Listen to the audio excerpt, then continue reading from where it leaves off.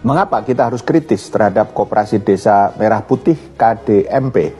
Sejumlah kepala desa menolak pemangkasan dana desa tahun 2026 sebesar 58,03% atau 34,57 triliun rupiah yang dialokasikan untuk mendukung program jagoan Presiden Prabowo selain MBG, yaitu Koperasi Desa Merah Putih KDMP. Apa yang sesungguhnya terjadi? Pertama, jika pada tahun-tahun sebelumnya rata-rata setiap desa menerima 1 miliar rupiah untuk dana desa, maka setelah dipotong sekitar 70-80%, nominalnya menjadi 200 juta sampai 300 juta rupiah saja. Kepala Desa Senggigi yang juga Ketua Asosiasi Pemerintahan Desa Seluruh Indonesia, APDESI, Nusa Tenggara Barat, namanya Mastur, mengatakan dengan anggaran sebesar itu pembangunan infrastruktur jalan di desanya sudah pasti terhenti. Dengan anggaran 360 juta rupiah setahun, hanya bisa fokus di bidang kesehatan. Kalau untuk infrastruktur nggak bisa. Bagaimana cara kami mau membangun infrastruktur dengan dana segitu, katanya.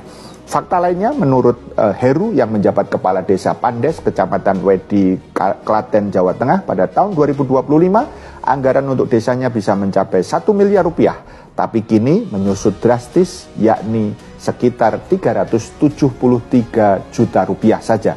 Artinya lebih dari 58% anggarannya hilang. Kedua, Guru Besar Institut Pemerintahan Dalam Negeri IPDN, Jo Hermansyah Johan, menilai pembentukan Koperasi Desa Merah Putih yang diklaim bertujuan menggerakkan ekonomi desa tidak dapat menggantikan fungsi dana desa. Apalagi menurutnya koperasi ini didirikan secara top-down sehingga memerlukan waktu untuk matang. Koperasi bergerak di sektor perdagangan, tapi koperasi tidak bisa membangun irigasi, memperbaiki saluran air, atau membangun jalan kampung, katanya. Ketiga, pemerintah memastikan memangkas dana desa setelah keluarnya Peraturan Menteri Keuangan Nomor 7 Tahun 2026 tentang pengelolaan dana desa. Aturan yang diundangkan pada 12 Februari 2026 tersebut mewajibkan 58,03% dana desa dialokasikan untuk Koperasi Desa Merah Putih KDMP.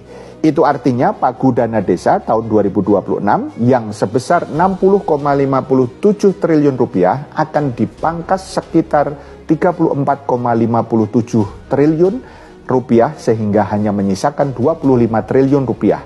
Ketentuan itu tertulis pada pasal 15 ayat 3. Penyesuaian alokasi sebagai akibat dari kebijakan pemerintah dalam rangka mendukung implementasi KDMP sebagaimana dimaksud pada ayat 2 dihitung sebesar 58,03% dari pagu dana desa setiap desa atau sebesar 34,57 triliun rupiah.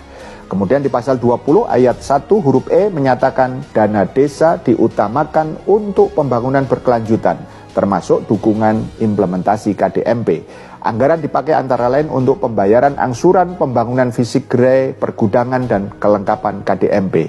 Adapun pasal 26 ayat 2 menyebut penyaluran dana desa untuk mendukung KDMP harus disahkan sebagai realisasi dari dana desa setiap desa melalui keputusan menteri sebelum tahun 2026 berakhir.